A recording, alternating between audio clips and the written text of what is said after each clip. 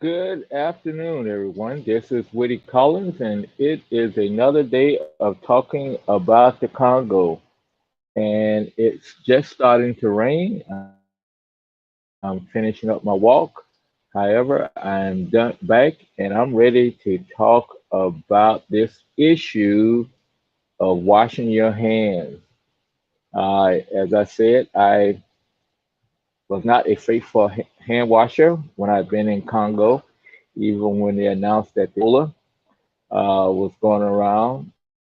And I would have to say the reason I did not wash my hands as frequently as I should have is because they did not have water available everywhere to wash your hands. A lot of times I would be out of in the field, so therefore it wouldn't be available. But even if I was at someone's house, you necessarily did not, do a lot of hand washing unless you were getting ready to eat, or whether you had shook a lot of people's hands or something like that. So hand washing was not really something. But lately, I've been washing my hands. They sometimes I wash all even with the alloy different soap. I still kind of have a tendency to wash them quite frequently, and they still dry out. So I'm continually washing them, putting lotion on them. Then an hour later, I'm washing them again, putting more lotion on them, and it's gets to be kind of thing, gets to be a continual thing. However, as we all know, that hand washing is one of those things that we can do for ourselves to prevent getting infected. And the same thing is possible over in the Congo. They need to wash their hands as frequently as possible. And that's the reason we have purchased water buckets, water basins, and also soap. Soap is important. So this is one of the things that we have to really think about. You need both of those items to properly cleanse your hand. You need soap and water. And we all know that from here. We use soft soap or hard bar soap or whatever the case may be.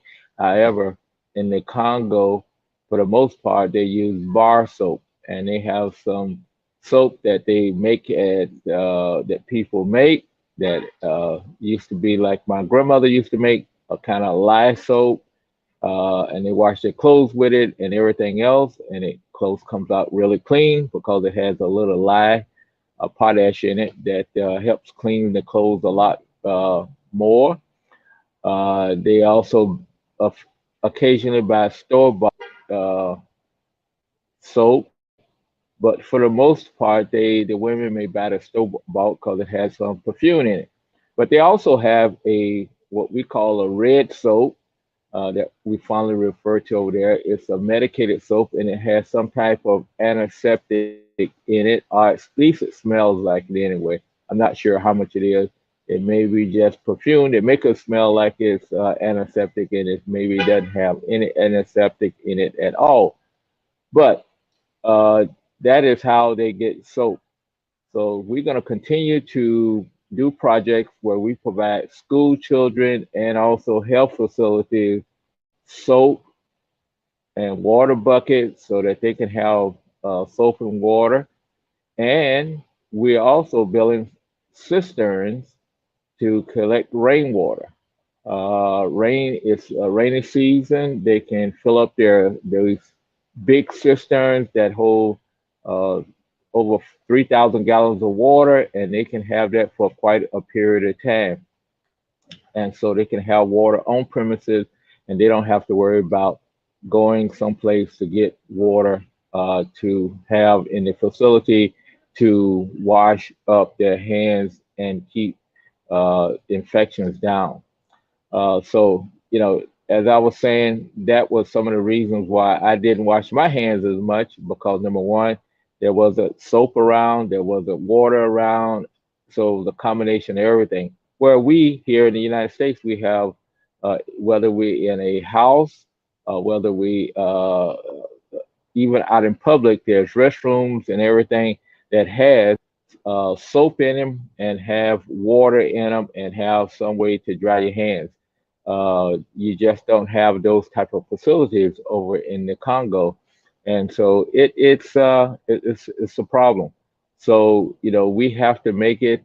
We need to continue to make it as convenient as possible because I know for a fact it's not convenient. You forget to wash your hands, and we don't want them doing that. We want them to continue to do it until they eventually get down to no infections of the COVID-19. So that's what I had today, and as I confess, I'm doing a much better job now washing my hands. But in the past, I was a negligent young man, old man, say it that way, of not washing my hands as frequently as I should have.